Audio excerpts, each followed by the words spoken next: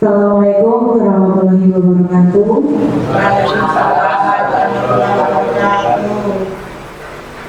Alhamdulillahirabbil alamin wassalatu wassalamu ala asrofil anbiya wal mursalin wa ala alihi wa asbihi ajma'in amma ba'du. Yang terhormat Bu Gatiyum selaku Kepala Sekolah SD Negeri 2 Bokerep, yang saya hormati Bapak Ibu Guru SD Negeri 2 Bokerep. Alhamdulillah pada hari ini kita semua diberi kesehatan dan dapat mengikuti kegiatan diseminasi budaya positif SD Negeri 2 Bokerep dalam rangka CGP Angkatan 9 Kabupaten Nganjuk dengan calon guru penggerak yaitu Bu Ratih Mardewi.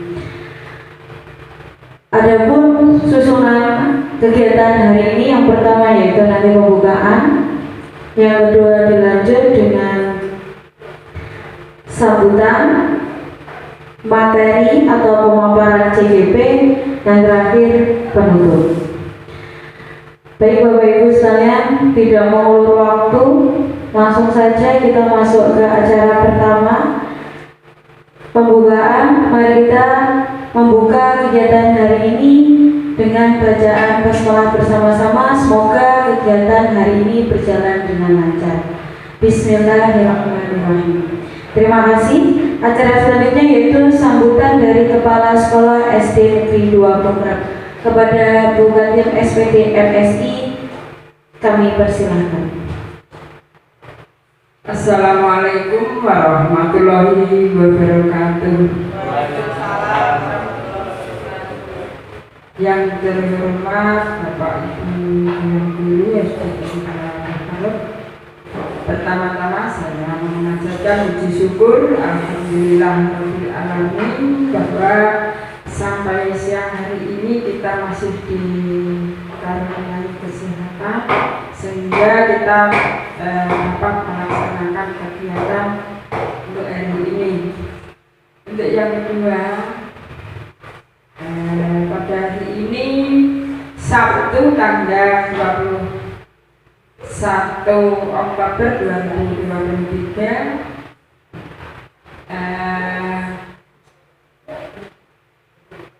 kita mengadakan kegiatan diseminasi budaya positif SDN 2 Bokerep, pendidikan guru penggerak angkatan 9 Bu Ratih Mardewi.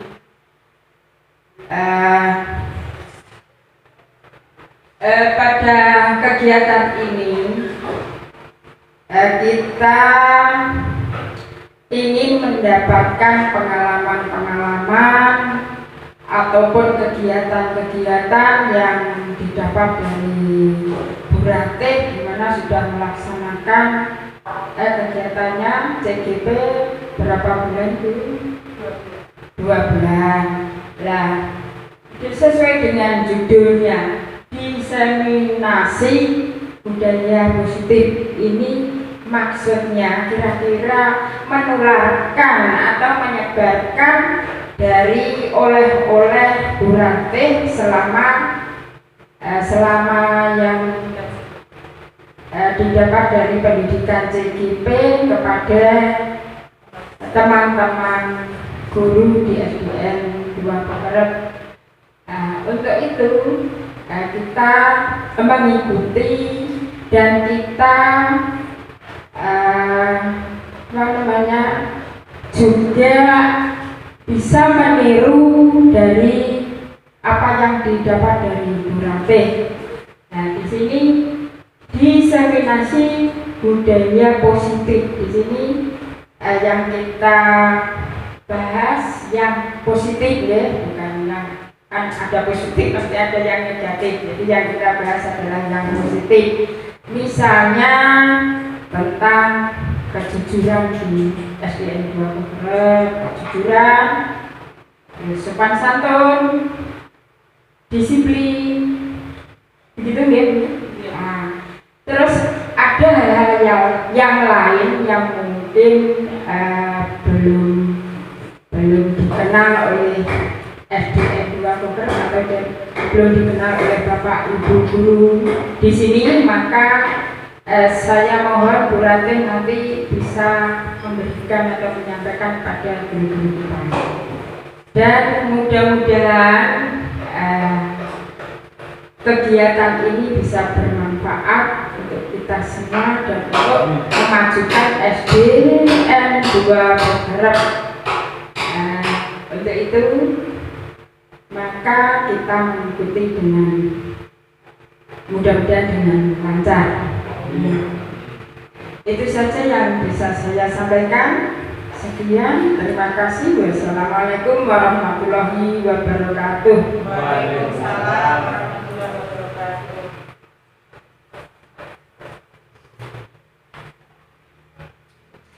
Kami ucapkan terima kasih kepada Bu Kadep SPD FSI selaku Kepala Sekolah SD Negeri 2 Boker.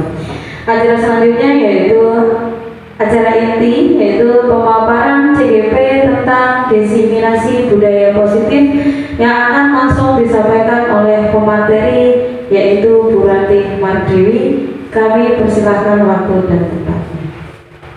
Terima kasih Bu Lilis. Bismillahirrahmanirrahim. Assalamualaikum warahmatullahi wabarakatuh. Waalaikumsalam. Yang terhormat Ibu Kepala Sekolah, Bu Kadep SPD FSI yang saya hormati, dan yang terhormat Bapak Ibu Guru hebat SDN 2 Boker. Saya mengucapkan banyak terima kasih kepada Bapak Ibu Guru semuanya yang telah berkenan hadir dalam penerapan pengalaman budaya positif sebagai pemenuhan salah satu tugas dalam pendidikan guru penggerak modul 1.4 bersama saya Ratih Mardewi, calon guru penggerak angkatan 9 dari SDN 2 Boker, Kecamatan Rejoso, Kabupaten Nganjuk.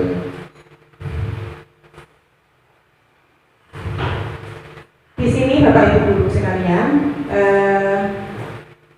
semua akan sharing di sini, ngapunten. Saya tidak bermaksud untuk menggurui atau mungkin Bapak Ibu guru malah sudah belajar lebih dulu di sini mengenai budaya positif di sekolah. Jadi nanti di sini kita sharing-sharing bersama, kita berdiskusi bersama untuk budaya positif yang ada di SDN 2 Boker kita.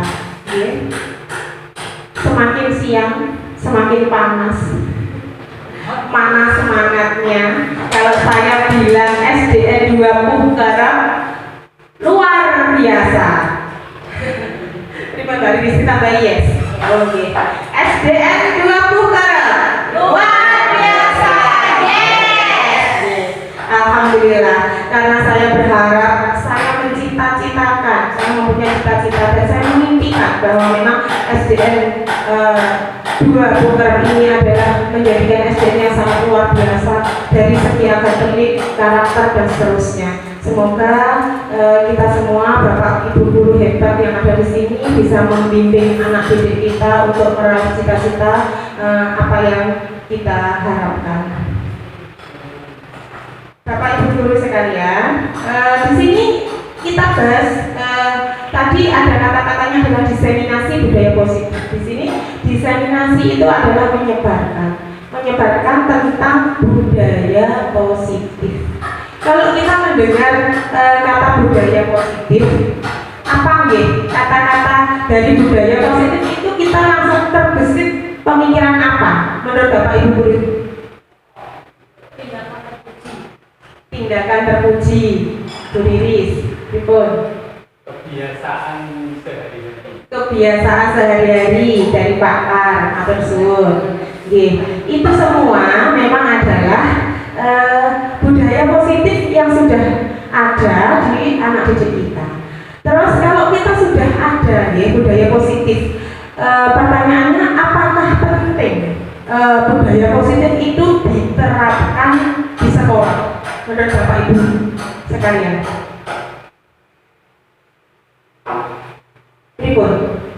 boten?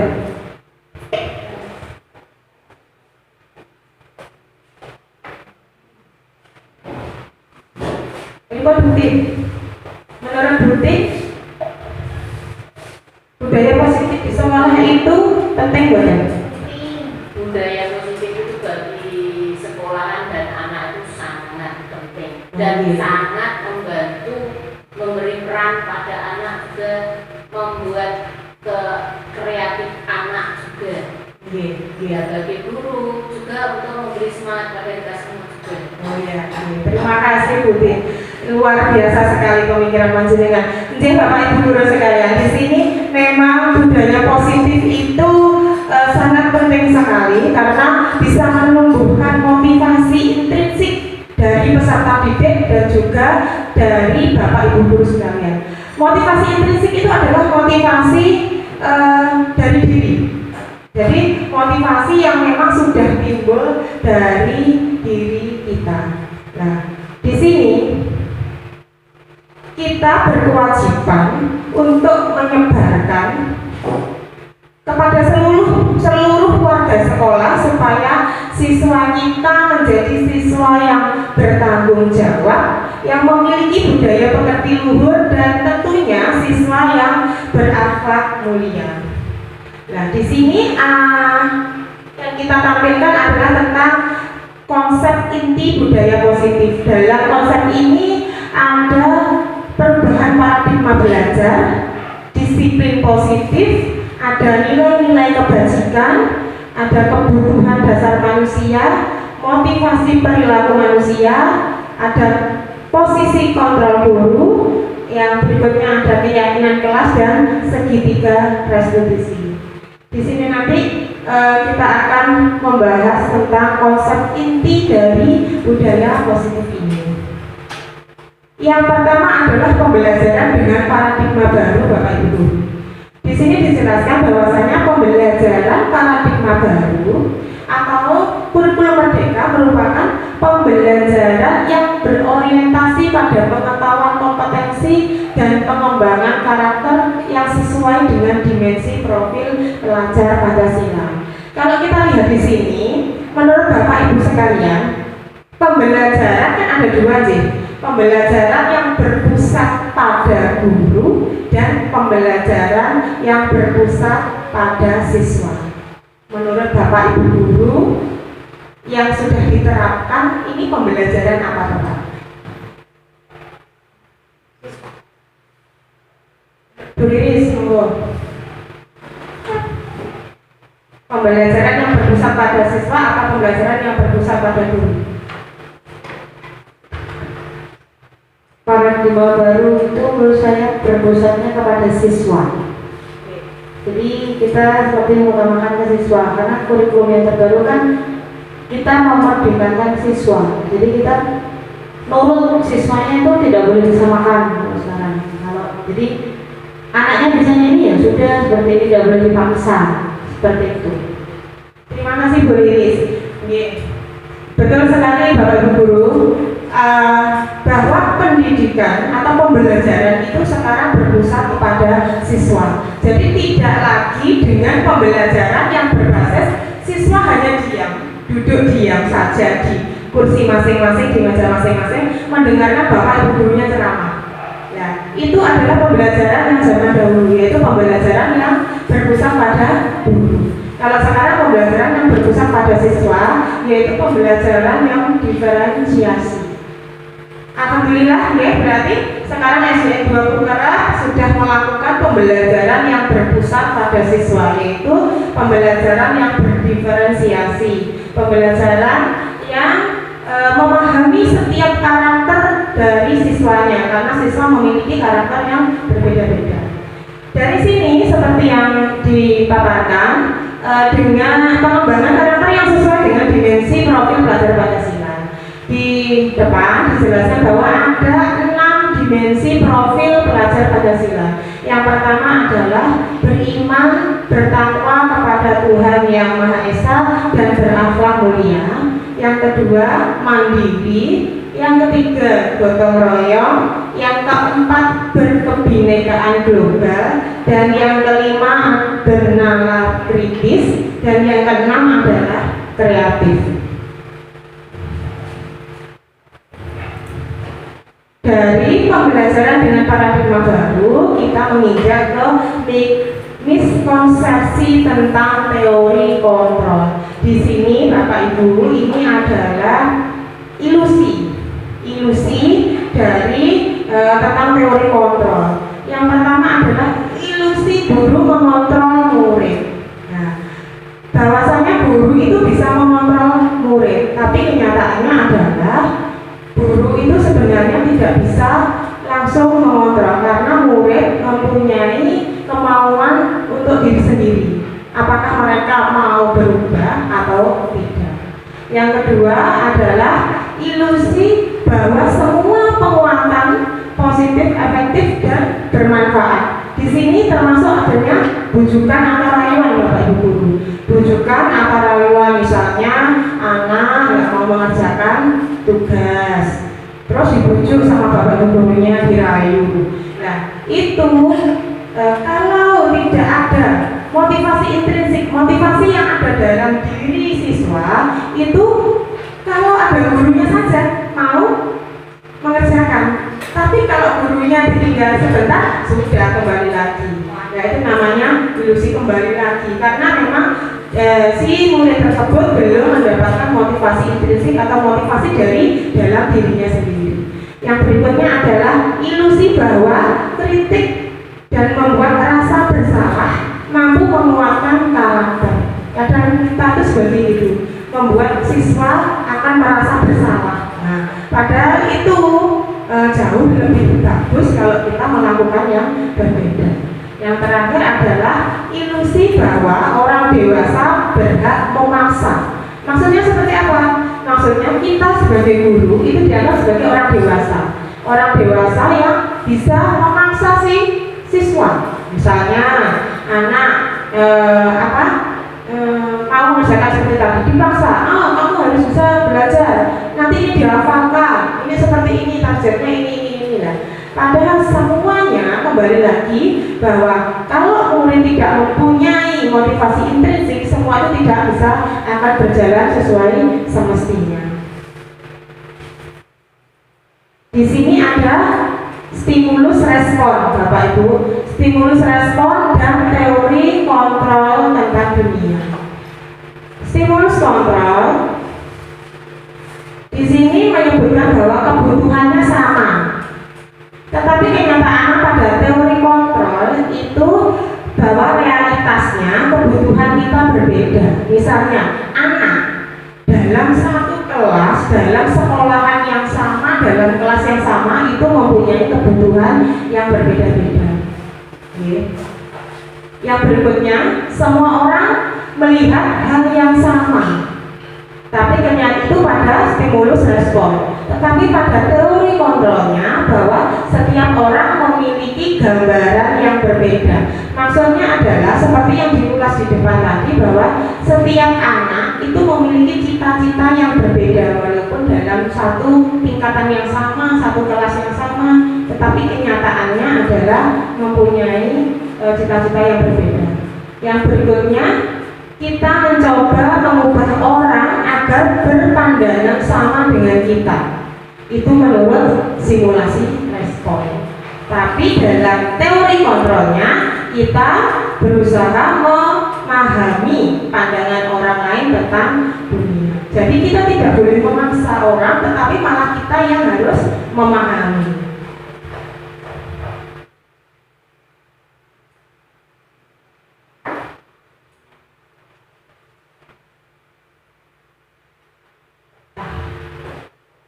Terus berikutnya, perilaku buruk dilihat sebagai suatu kesalahan. Tetapi dalam teorinya semua perilaku memiliki tujuan. Kita melakukan apapun itu, endingnya adalah tujuan yang akan kita harapkan. Terus selanjutnya, orang lain bisa mengontrol saya. Orang lain bisa mengontrol saya, tapi dalam kenyataannya hanya Anda yang bisa mengontrol diri Anda. Seperti yang dijelaskan tadi bahwa saya, misalnya saya mempunyai sesuatu, walaupun saya dibujuk, walaupun saya dirayu, walaupun dipaksa, saya bisa mengontrol diri saya. Apakah saya memberitahu tentang hal tersebut kepada orang lain atau tidak? Seperti itu. Jadi orang lain itu tidak bisa mengontrol, tetapi yang bisa mengontrol adalah diri kita sendiri. Yang berikutnya ini, pemaksaan ada pada kita bujukan gagal, tapi pada kontrolnya kolaborasi dan mesti menciptakan pilihan-pilihan baru. Yang terakhir, model berpikir menang kalah Bapak Ibu. Tapi pada teori kontrolnya, model berpikirnya itu adalah menang-menang. Jadi apa tujuannya? Yang ingin dicapai itu apa? Yaitu yang akan terjadi. Terus selanjutnya adalah tentang disiplin positif dan nilai-nilai kebijakan universal. Di sini dijelaskan bahwasanya disiplin adalah mempelajari bagaimana cara kita mengontrol diri dan bagaimana menguasai diri untuk memilih tindakan yang mengacu pada nilai-nilai yang kita hargai agar tercapai tujuan mulia yang diinginkan. Seseorang yang memiliki disiplin diri berarti mereka bisa bertanggung jawab terhadap apa yang dilakukannya karena mereka mendasarkan tindakan mereka pada nilai-nilai kebajikan universal, yaitu nilai-nilai yang umum. Dari sini contohnya disiplin tadi ini, misalnya Ibu KS memberikan apa ya, instruksi bahwa pembelajaran harus dimulai pukul 7. Ya, di sini kita mengikuti perintah KS misalnya. Saat KS berada di sekolah, KS ada di sekolah, berarti langsung kita melakukan masuk setiap hari jam 7. Tapi dilihat kalau KS-nya tidak ada di sekolah, kita santai, masuknya lebih dari jam 7 misalnya itu. Nah, itu adalah disiplin diri atau disiplin positif yang memang belum ada dari diri kita, yaitu belum ada motivasi secara intrinsik dari kita. Contohnya itu, tujuannya disiplin positif itu apa? Yaitu menanamkan motivasi pada murid-murid untuk menjadi orang yang mereka inginkan dan menghargai diri sendiri dengan nilai-nilai yang mereka percaya, sehingga mereka bisa berperilaku dengan mengacu pada nilai-nilai kebajikan universal yang memiliki motivasi intrinsik, bukan motivasi ekstrinsik yang kita tanamkan itu. Jadi nanti kalau anak-anak sudah memang motivasinya tertata, sudah mempunyai motivasi intrinsik, semuanya bisa berjalan walaupun kita sudah tidak memerintahkan apapun karena sudah timbul dari dirinya sendiri. Ini masuk ke kebutuhan dasar manusia. Kebutuhan dasar manusia adalah segala sesuatu yang kita lakukan untuk mendapatkan apa yang kita inginkan. Semua tindakan yang kita lakukan memiliki tujuan tentunya, dan semuanya usaha terbaik, yaitu yang kita lakukan adalah dalam rangka agar kebutuhan dasar kita terpenuhi dengan baik. Di sini apa kebutuhan dasar manusia, Bapak Ibu Guru? Kebutuhan dasar manusia itu ada 5, yaitu yang pertama bertahan hidup, bahwa murid kita itu membutuhkan untuk bisa bertahan hidup. Terus yang berikutnya adalah kasih sayang. Jadi misalnya murid-murid itu juga butuh rasa kasih sayang. Tidak hanya diberikan teori saja, tidak hanya diberikan materi saja, tetapi kita harus memberikan kasih sayang terhadap anak didik kita, karena setiap anak didik itu memiliki masalah atau keadaan yang berbeda, atau yang keadaan di rumahnya, seperti itu. Yang berikutnya adalah kebebasan. Jadi murid-murid kita itu juga membutuhkan rasa bebas, dalam arti bukan bebas yang tanda kutip untuk bebas semuanya ini. Di sini kebebasan itu misalnya kita pembelajarannya misalnya tidak hanya monoton Bapak Ibu, misalnya mencatat. Kalau kita sudah selesai memaparkan suatu materi, misalnya anak-anak bisa membuat ilustrasi, mempresentasikan, bisa membuat hasil presentasinya seperti apa, misalnya boleh di video, kalau bisa video, atau boleh direkod saja, atau bisa menggambarkan dalam bentuk apa, seperti itu. Jadi itu kebebasan. Yang penting intinya anak bisa memahami materi apa yang sudah kita berikan. Yang berikutnya adalah kesenangan. Kesenangan itu anak didik berhak merasa nyaman, merasa senang ketika di kelas, seperti itu, ketika pembelajaran. Jadi kita memberikan pembelajaran yang seperti apa.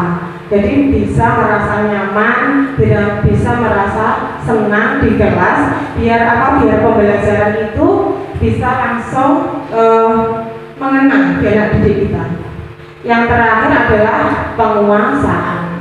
Penguasaan jelas harus ada ini, karena mereka juga memerlukan rasa penguasaan terhadap apa yang harus mereka dapatkan, termasuk menguasai materi atau penjelasan yang Bapak Ibu berikan. Ini adalah 5 kebutuhan dasar manusia yang harus kita penuhi di Bapak Ibu. Di sini.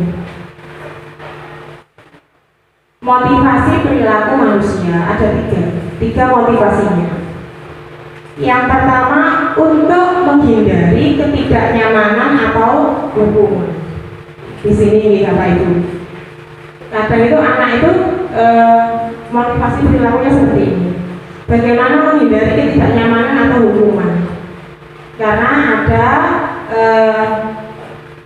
tanda kutip, kadang kita itu perlu memberikan hukuman kepada anak agar anak itu bisa paham atau mengerti tentang maksud dan tujuan Bapak Ibu. Yang berikutnya adalah untuk mendapatkan imbalan atau penghargaan dari orang lain. Misalnya membantu, kita membantu misalnya anak-anak membantu kita memberikan imbalan, tapi tanda kutip yang berlebihan gitu Bapak Ibu. Cara pengapresiasinya itu dengan diapresiasikan dengan imbalan atau penghargaan yang sangat berlebihan dan terus menerus. Itu akan menimbulkan pemahaman si anak, oh tak bantu nih, saya akan membantu bapak ibu guru yang itu yang selalu memberikan saya reward imbalan atau penghargaan, soalnya yang terus menerus dan berlebihan. Nah, di sini yang ketiga adalah untuk menjadi orang yang mereka inginkan dan menghargai diri sendiri dengan nilai-nilai yang mereka percaya. Nah, dari sini ini untuk Bapak Ibu. Dari yang pertama, si anak melakukan itu takut karena dihukum. Yang kedua, anak atau peserta didik itu melakukan karena ingin mendapatkan penghargaan. Yang ketiga, si anak ini melakukan memang dari dalam dirinya itu sudah ada nilai-nilai yang mereka percaya. Jadi motivasi intrinsiknya sudah ada bahwa saya harus melakukan itu. Nah, di sini ini beruntukan. Terus kalau sudah di sini ini identitas gagal dan identitas suksesnya Bapak Ibu. Seperti tadi, ada hukuman, ada konsekuensi, dan ada restitusi. Hukuman biasanya murid ini identitas gagalnya itu menyembunyikan kesalahannya, mencoba mengontrol anak dengan penguatan negatif. Terus dampaknya pada murid yaitu marah, merasa bersalah, rendah diri, mengasingkan diri. Karena dari hukuman itu tadi, kadang kita memberikan hukuman kepada anak dan anak tidak bisa menerimanya dengan apa yang kita lakukan.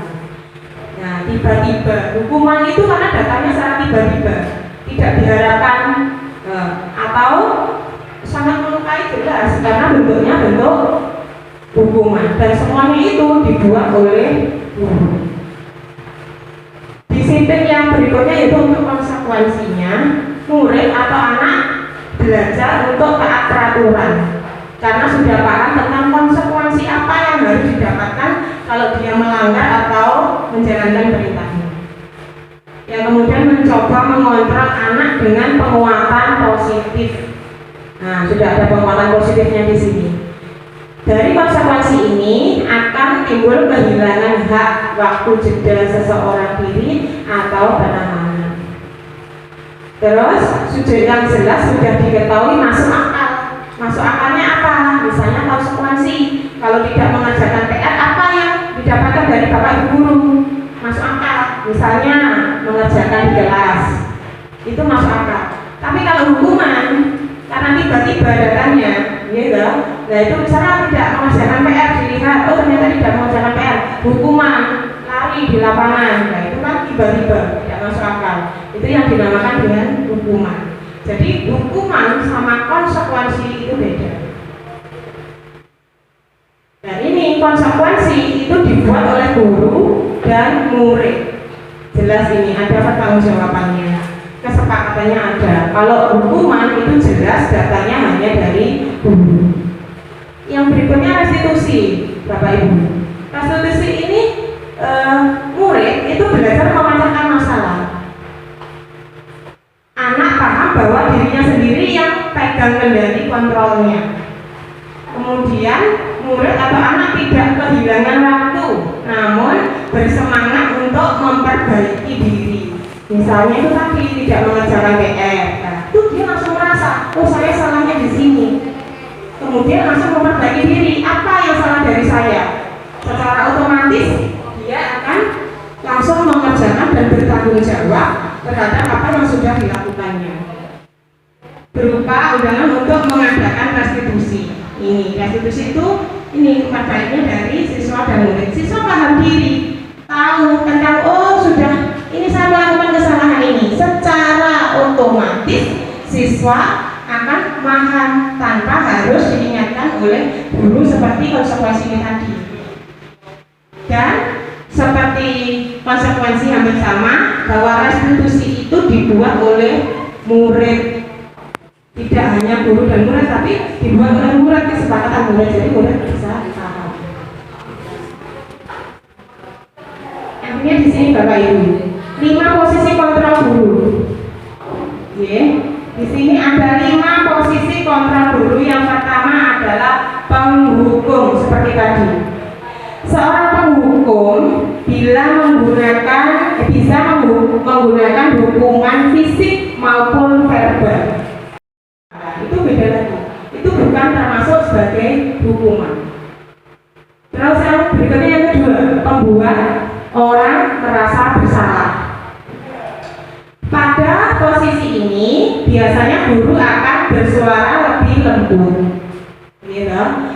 Beda sama penghukum. Penghukum itu nadanya tinggi, sama melotot matanya. Kan biar serem, gitu.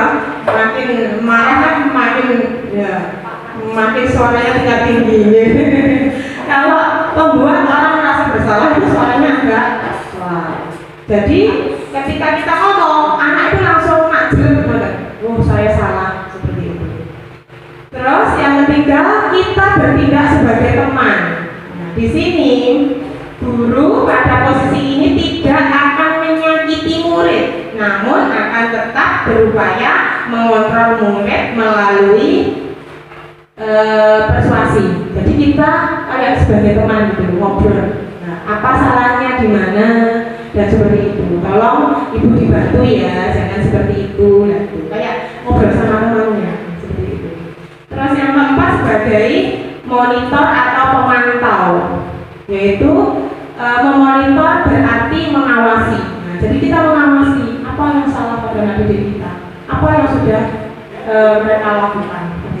Yang terakhir adalah sebagai manajer, yaitu posisi terakhir. Manajer adalah posisi mentor di mana guru berbuat sesuatu bersama dengan murid, mempersilahkan murid mempertanggungjawabkan perilakunya, mendukung murid agar dapat menemukan solusi atas permasalahan tersendiri.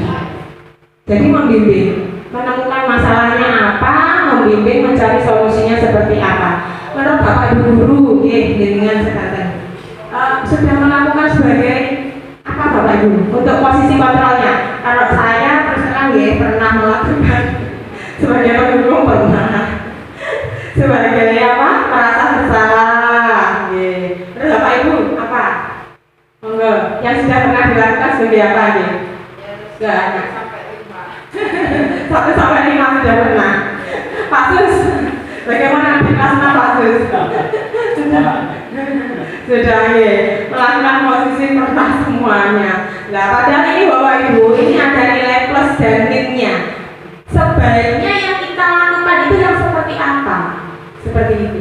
Misalnya sebagai penghukum, yaitu minus plusnya apa? Sebagai teman. Kadang nyuwun sewu, kalau kita sebagai teman saja, kalau anak didik kita sebagai yang SD, iya kayak Pak Kan itu, hai Pak Kan, ya kan, nah itu kadang anak lupa bahwa kita adalah sebagai gurunya, karena kita terlalu menerapkan posisi kontrol guru itu sebagai teman. Nah itu plusnya, minusnya di situ Bapak Ibu. Nah kalau kita marah sebagai penghukum ya juga seperti itu. Nah terus ya itu tadi akhirnya kan enggak mengikuti pelajaran kita hukum, terus akhirnya kan seperti itu, apa maintenance-nya mahasiswa seperti itu. Jadi di sini dari 5 posisi kontrol guru itu sebaiknya yang paling benar, yang paling bagus itu adalah sebagai manajer. Sebagai manajer kita bisa memahami anak, bisa memonitor juga, bisa memberikan solusi dari permasalahannya, bisa mendukung agar menemukan apa yang mereka lakukan itu seperti apa, keinginannya, tujuannya seperti apa dari kesalahan tersebut, mencarikan semua itu Bapak. Ini dari segi manajer. Contoh penerapan 5 posisi guru di sini Bapak. Nah, di sini tadi contoh yang pertama sebagai penghukum. Contoh penerapan 5 posisi kontrol guru sebagai penghukum. Hormat pada bendera selama 1 jam karena kamu tidak mengerjakan PR. Beriris, lari lapangan. Nah ini dengan kata-kata yang tegas ya toh. Buat ini adalah jelas. Ini adalah kata-kata sebagai penghukum. Yang kedua, ini sebagai apa Bapak Ibu? Berapa kali Bapak harus memberitahu kamu ya? Nah, di sini seperti kita lihat ini. Nah, pembuat merasa bersalah. Akhirnya dari kata-kata itu, oh iya saya salah ya, saya sudah diberitahu ya, sudah berapa kali ya, sudah berkali-kali saya diberitahu kok saya tetap seperti ini. Akhirnya kan merasa bersalah dari apa yang disampaikan dari Bapak Ibu guru. Nah, di sini untuk poin yang ketiga seperti ini adalah sebagai teman. Dengan pertanyaannya adalah, ayo bantulah demi Bapak ya, gitu. Misalnya, ayolah bantu ya, kamu mengerjakan PR ya demi Bapak, yuk biar nilainya ya, seperti itu dan sebagainya. Ini sebagai teman, yang pakar, kayak pakar. Contoh yang penerapan 5 posisi kalian berikutnya ini yang keempat tadi sebagai apa Bapak Ibu? Sebagai monitor. Sebagai monitor ini bertanya, apa yang telah kamu lakukan? Terus nanya seperti itu, bertanya, apa yang telah kamu lakukan? Tapi kalau sebagai manajer, jika kamu meyakininya, apakah kamu bersedia memperbaikinya? Gitu. Jadi kalau sudah paham, sudah tahu, bersedia nggak meyakininya, bersedia nggak memperbaikinya? Nah, itu sebagai manajer seperti itu.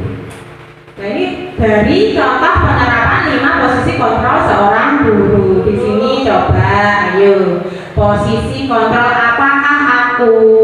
Yang pertama ada kata-kata, jika kamu memperbaiki ini, hal ini menunjukkan apa tentang dirimu. Ini posisi kontrol kita sebagai apa Bapak Ibu? Apa berdiri? Manajer, sendiri sudah memahami hari ini. Nah, ini saya senang ya. Di sini tuh sebenarnya Bapak Guru yang hebat luar biasa. Makanya saya yakin bahwa suatu saat Kurang 2 itu akan luar biasa. Apa Bapak Guru? Luar biasa. Yes. Yang kedua, ini Bapak Ibu Guru. Sanksi atau konsekuensinya apa? Itu kita sebagai apa? Konsekuensinya seperti apa? Manajer sebagai ini tadi. Iya, kayak ini tadi. Apa yang pernah kamu lakukan? Ya, tegas. Konsekuensinya apa? Nih, pakar terlalu mendalami. Ya sudah, kali ini tidak apa-apa. Nanti ibu bantu bereskan. Ini sebagai teman. Ya kadang kita, ibu bapak, karena kita diajeng ya, menyisipkan ini memang, ya kan. Ngomong. Keyakinan kelas. Ini bapak ibu guru. Tentang keyakinan kelas. Keyakinan kelas itu sebenarnya hampir mirip-mirip dengan peraturan kelas bapak ibu guru. Kalau peraturan sekolah nih, peraturan sekolah yang kita pahami, peraturan sekolah yang sudah ada, misalnya tata tertib sekolah itu kan seperti itu. Itu kan kalau bentuk di sekolahan, misalnya harus berseragam rapi, tidak boleh terlambat, terus apa mawar? Menghormati guru, tidak boleh buang sampah sembarangan, disiplin dan seterusnya. Itu tata tertib yang ada. Di sini keyakinan kelas. Kenapa keyakinan kelas kita buat? Bukan peraturan kelas. Kenapa keyakinan kelas bukan peraturan kelas? Nah, di sini karena biar anak itu memahami dengan apa yang sudah dilakukan, apa yang sudah mereka nilai-nilai dari yang sudah ada pada dirinya itu bisa kembali lagi di situ. Karena kalau peraturan itu kan konotasi tanda kutipnya kan kayak hukuman gitu. Nah, kalau keyakinan itu sudah mendasar pada diri anak. Kalau anak berbuat salah, oh iya itu dari keyakinan kita yang sudah kita sepakati kita buat harusnya seperti ini, seperti itu. Nah di sini pembentukan keyakinan kelas itu bersifat abstrak, berupa pertanyaan universal atau secara umum. Terus berupa pernyataan positif kayak seperti tadi, kalau kata tertib misalnya jangan membuang sampah sembarangan. Itu kalau di keyakinan kelas tidak boleh menggunakan kalimat yang negatif seperti itu. Kata-kata tidak boleh, jangan, itu tidak boleh disematkan dalam pembentukan keyakinan kelas. Jadi kalau seperti itu jangan membuang sampah sembarangan, berarti buanglah sampah pada tempatnya. Tidak boleh mencontek. Nah itu berarti kata-katanya diganti jujur seperti itu. Terus berupa pernyataan positif itu tadi ya. Terus yang apa sesuai dengan kondisi sekolah atau kelas sehingga mudah diterapkan. Jadi keyakinan itu kita buat sendiri dengan anak-anak sesuai keadaan dan kondisi kelas kita masing-masing. Biar anak itu mudah menerapkannya dalam bentuk keyakinan yang sudah dibuat. Di sini wali kelas dan murid dilibatkan dalam pembuatan keyakinan kelas. Jadi nanti yang membuat keyakinan kelas adalah murid-murid dipandu sama wali kelas masing-masing. Ya, ini adalah pembentukan keyakinan wali kelas. Kemarin itu ada beberapa Bapak Ibu, ada beberapa keyakinan kelas. Misalnya sejumlah siswa yang ada di kelas. Berhubung itu kan ada apa? Nilai-nilai yang sama, makna yang sama. Akhirnya saya kelompokkan dan di kelas 5B itu ada 8 keyakinan kelas. Dari sini, nah, ini adalah saya cuplikan video saya dalam pembuatan keyakinan kelas. Untuk secara keseluruhannya nanti sudah ada. Di sini saya membagikan post-it beberapa post-it kepada anak-anak untuk menuliskan keyakinan kita miliki yang ada di kelas. Setiap anak menuliskan itu, dan setelah menulis baru menempelkan dan dikelompokkan seperti tadi. Ada 8 keyakinan kelas. Oke, tidak ada soalnya, tidak mau keluar soalnya. Nah di sini saya menjelaskan, langkah yang awal menjelaskan kepada siswa tentang langkah-langkah pembuatan keyakinan kelas tadi, bahwa dibuat semua siswa dengan bahasa yang tadi, secara universal, dengan bahasa yang positif dan seterusnya. Nah, di sini segitiga restitusi itu ini Bapak Ibu, yang pertama adalah menstabilkan identitas. Setelah kita melakukan menstabilkan identitas, langkah yang berikutnya adalah validasi tindakan yang salah. Kemudian baru menanyakan keyakinan. Nah di sini sebentar. Ada tindakan-tindakan dari segitiga restitusi.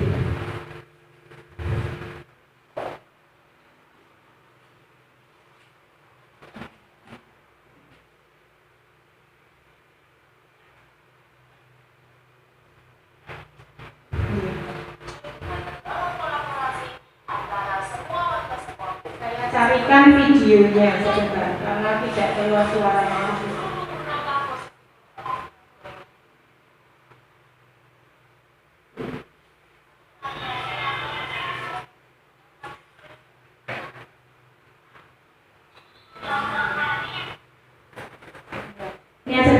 Segitiga restitusi yang pertama adalah menstabilkan identitas.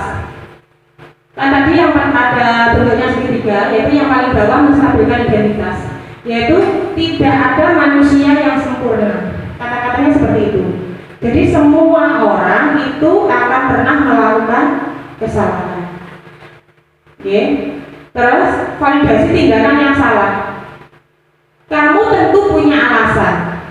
Jadi pertanyaan kalimatnya ini, kamu tentu punya alasan. Alasan apa yang mendasari kamu melakukan itu? Seperti itu. Adakah cara yang lebih efektif? Nah, kita tanya, caranya apa selain itu?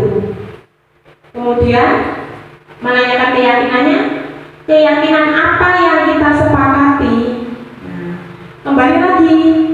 Jadi kalau ada siswa kita yang berbuat salah, itu kita nggak usah ngomong ABCD. Kembali lagi poinnya ke keyakinan kelas yang sudah kita sepakati, yaitu apa bentuknya kesepakatan kita. Mereka pasti paham karena mereka sudah melakukan keyakinan kelasnya itu secara kesepakatan bersama-sama.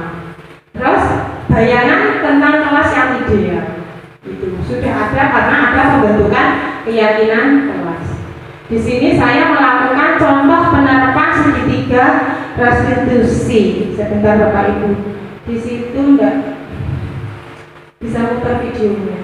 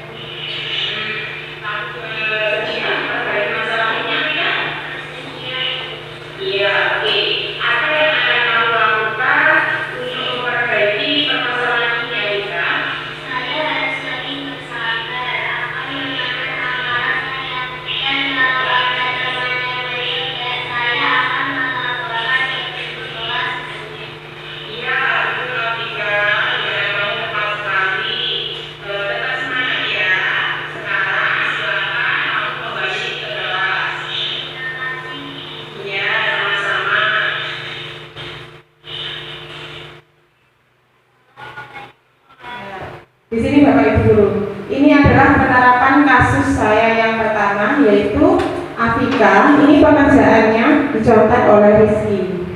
Nah, Rizky itu nggak mau mengerjakan PR, maunya mencontek terus. Kemudian dengan refleksnya, Afika marah dan mengebrak meja. Nah, itu saya cara menyikapinya yaitu mengatasi dengan penerapan segitiga restitusi, yaitu menanyakan, terus ya memang wajar seperti itu, dan menanyakan kembali lagi ke keyakinan kesepakatan kelas yang sudah kita buat itu seperti apa, yang sudah dilanggar seperti apa. Nah, intinya itu tadi saling menghormati teman. Itu jadi kalau ada murid kita yang salah, tidak langsung marah-marah, tapi kita lihat ke segitiga restitusinya, yaitu sudah yang kita sudah lakukan seperti apa ke anak murid kita. Ya, Bapak Ibu Guru sekalian. Di sini penutup pada hari ini penghujung kegiatan kita dalam diseminasi budaya positif, yaitu dalam penerapan program disiplin positif hendaknya guru memiliki standar kepribadian profesional dan sosial yang baik, di mana guru mampu merefleksikan dirinya dalam posisi kontrol saat ini. Bagaimana perjalanan dirinya sebagai pamong atau manajer yang menuntun murid-muridnya untuk menjadi insan yang mandiri. Jadi seperti sesuai dengan Kiai Dewantara ya, kita itu sebagai menuntun, memberikan contoh yang baik kepada siswa untuk pembelajaran yang berdiferensiasi atau berpusat kepada siswa. Makanya Bapak Ibu Guru sekalian, atas pemaparan atau sharing-sharing kita, diskusi kita pada hari ini tentang budaya positif yang sudah kita lakukan. Sekali lagi, nanti setelah ini saya sudah mencontohkan pembuatan cara keyakinan kelas untuk selanjutnya, untuk kelas-kelas berikutnya. Mohon untuk biar kita aksi nyatanya berjalan, tidak hanya mendapatkan ilmu saja, tidak hanya mendapatkan pembelajaran saja, tapi harus mengimplementasikan kepada kehidupan kita untuk kemajuan anak-anak didik kita. Jadi nanti untuk kelas-kelas yang lainnya bisa dibantu atau dikomando sama Bapak Ibu wali kelas masing-masing.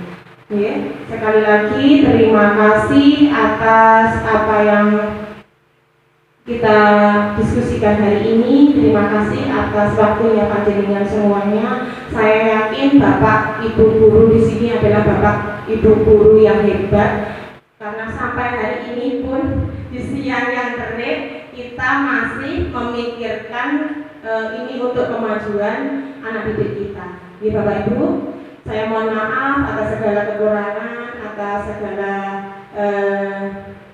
yang sudah ada, yang sudah saya paparkan. Mohon maaf. Wassalamualaikum warahmatullahi wabarakatuh.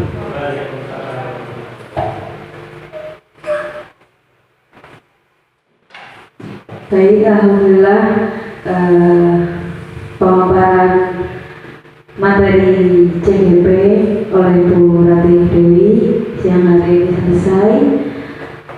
Semoga apa yang disampaikan Bu Rati, pengalamannya, materinya, ilmunya semenjak menjadi calon guru penggerak angkatan 9 selama 2 bulan ini, dan yang disampaikan kepada rekan-rekan di SD Negeri 2 Bokerep, semoga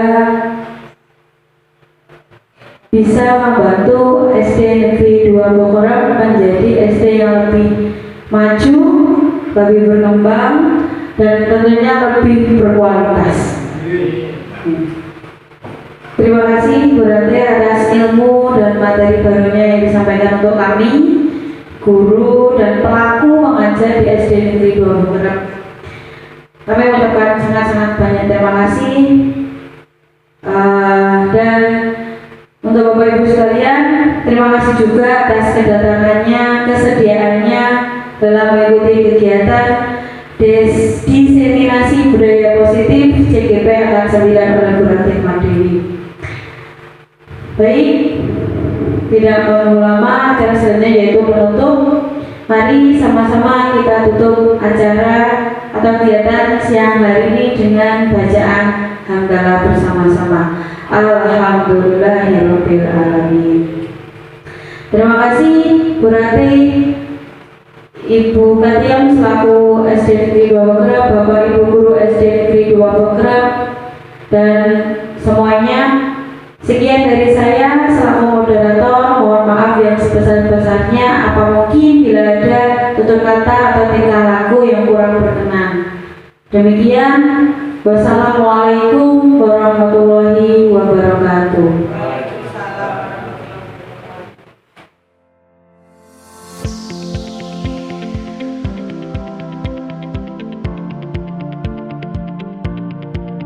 Assalamualaikum warahmatullahi wabarakatuh.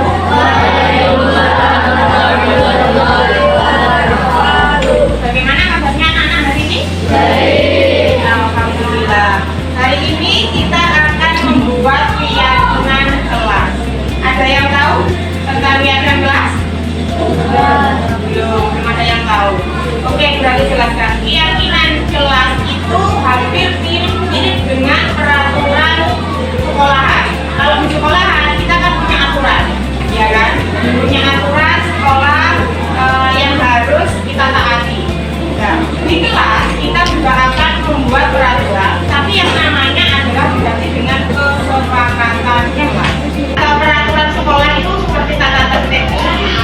Yang tahu tata tertibnya sekolah siapa?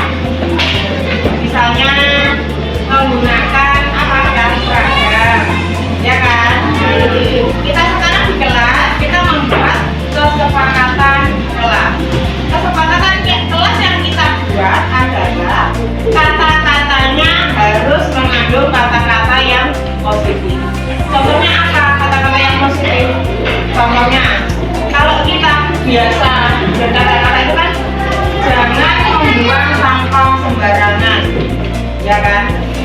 Nah itu tidak boleh menggunakan kalimat jangan, itu tidak boleh. Bisa dipahami? Sekarang pertanyaannya kenapa kita harus membuat keyakinan kelas? Karena dari keyakinan kelas kita akan melakukan kesepakatan tentang nilai-nilai apa yang harus kita sepakati bersama-sama. Di sini membuat keyakinan kelas 5B, sekali lagi kita menggunakan kata atau kalimat yang positif, jangan menggunakan kata yang negatif. Jadi tidak boleh menggunakan kata misalnya dilarang, terus tidak boleh titik apa, jangan titik-titik apa, misalnya jangan membuang sampah sembarangan, jangan mencontek. Itu kan juga keyakinan buat kamu ya, jangan mencontek. Tapi kalimat jangan itu adalah kalimat negatif. Kita gunakan kalimat yang positif. Apa berarti istilahnya tentang jangan mencontek? Kalimat positifnya apa berarti? Jujur. Seperti itu. Jadi kita nanti menggunakan kalimat yang positif. Nanti Bu Rata akan membagikan posit satu anak satu, tuliskan satu keyakinan menurut kamu. Kalau sudah selesai baru nanti langsung ditempel ke depan. Paham? Beda.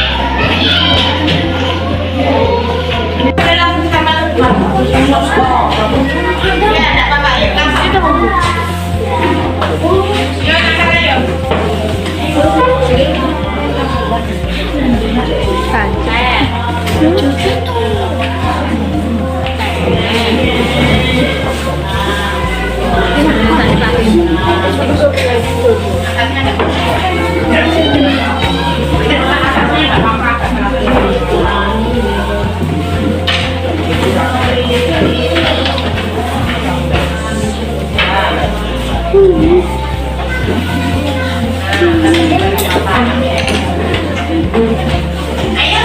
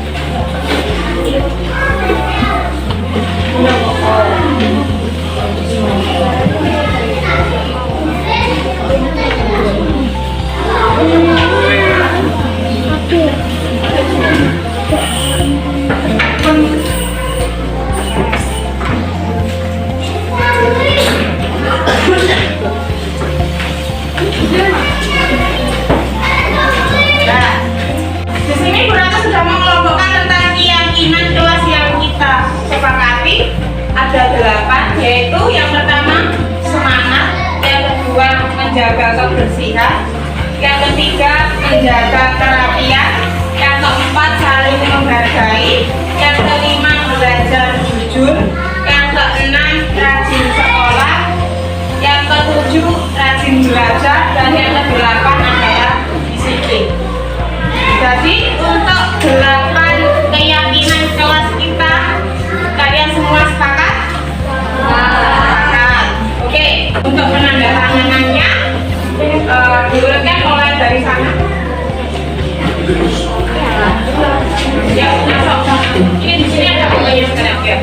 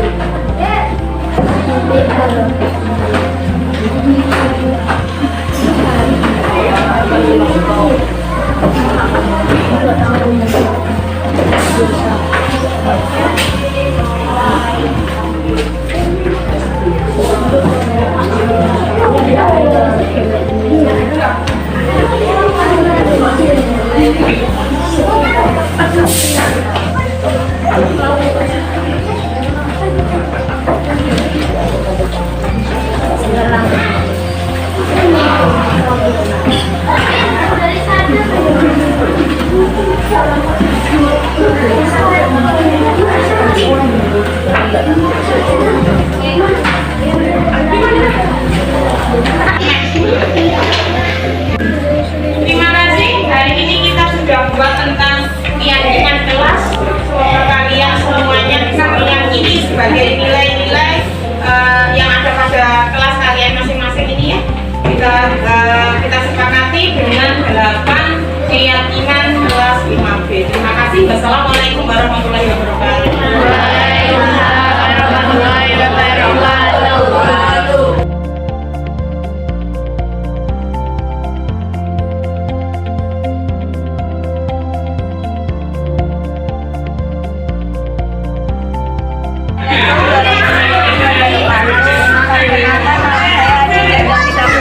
Dari kelas 5B. Assalamualaikum warahmatullahi wabarakatuh. Kenalkan, nama saya Resti dari kelas 5B. Assalamualaikum warahmatullahi wabarakatuh. Perkenalkan, nama saya Markas. Assalamualaikum warahmatullahi wabarakatuh. Kenalkan, nama saya Muhammad Abdul Nasir, kelas 5B.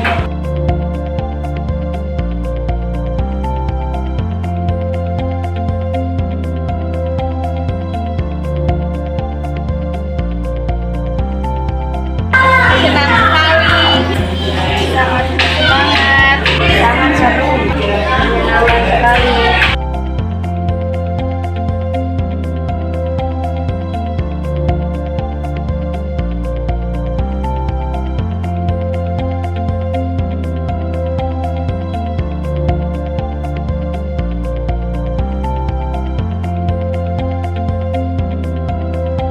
Sangat penting, sangat penting, sangat penting, sangat penting.